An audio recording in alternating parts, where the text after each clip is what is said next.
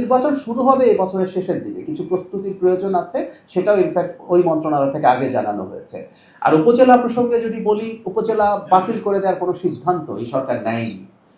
Office দেওয়াতে উপজেলাকে খর্ব করা হচ্ছে ব্যাপারটা আমার কাছে এইরকম মনে হয় না, বরং আইনগতভাবেই আপনি যদি খেয়াল করেন, উপজেলা পরিষদ যে আইনের ধারা 25, এটা নিয়ে আমরা একসময় প্রচুর বলেছি, লিখেছি, সেখানে তো একজন সংসদ সদস্য উপজেলা পরিষদের উপদেষ্টা হিসেবেই লিগালি আছেন। যদি তিনি লিগালি থাকেন, এখন কেউ বলতে পারেন যে এটা থাকা উচিত কিনা উপদেষ্টা থাকা, সেটা একটা ডিফারেন্ট ডিবেট।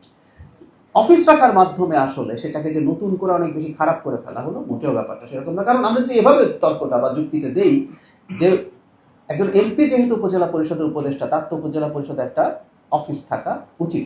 আবারও বলছি, এই আলাপ সমাজে আছে, কেউ করতে পারেন যে তারা আদৌ উপদেষ্টা থাকা উচিত কিনা।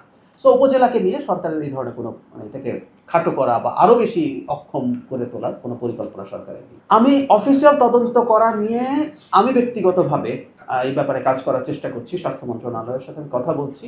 আমি আশা করি সরকার একটা তদন্ত করবে, দায়ী কারা ছিলেন, বা অ্যাটলিস্ট আমরা কাউকে ধরে যে শাস্তি দিতে চাইছি সেটার চাইতেও জরুরি কথা, প্রবলেমগুলো কোথায় হলো। সো একটা ইনভেস্টিগেশন আসলে ভবিষ্যতে হেল্প করে যাতে একই ধরনের ঘটনার রিপিটেশন না হয়, সেই কারণে অন্তত তদন্ত হওয়া উচিত বলে আমি ব্যক্তিগতভাবে মনে করি, এবং আমি চেষ্টা করছি। আমি এই ব্যাপারে আসলে কথা বলবো এবং আমি প্রয়োজনে মাননীয় প্রধানমন্ত্রীর সাথে কথা বলবো। আমরা যে কাজটা করার চেষ্টা করব, প্রথম তদন্ত করে নির্ণয় করার চেষ্টা করবো।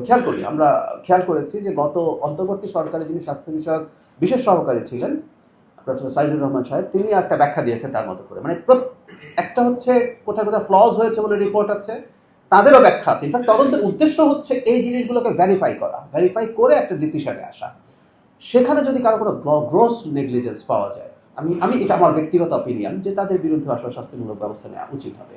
কিন্তু আগে নির্ণয় করাটা জরুরি। আমরা যে ঘটনা ঘটে গেছে, ইয়াস, আমি আপনার সাথে একমত, শাস্তিমূলক কোনো ব্যবস্থাও ভবিষ্যতে এটা রিপিটেশনের পথ বন্ধ করে। একই সাথে আমরা কোথায় কোথায় ঘটছে সেই ব্যাপারে আমরা যাতে স্টেপ নিতে পারি সেই চেষ্টা করব। আমি এই যে প্রশ্নটা তোলা হলো যে দৃশ্যমান ব্যবস্থা, আমি ব্যক্তিগতভাবে মনে করি যে এই ব্যাপারে, যে আমি আগেও বলেছি যে সরকার কখনো কোনো কিছুতে যদি রিলাক্টেন্স বা একটু দেরি হয়, ভুল করে, স্বীকার করবে। আমি আমি আমি মনে করি যে এটা একটা দৃশ্যমান তদন্ত হচ্ছে, এটা দৃশ্যমান হওয়া ভালো ছিল আরও আগে।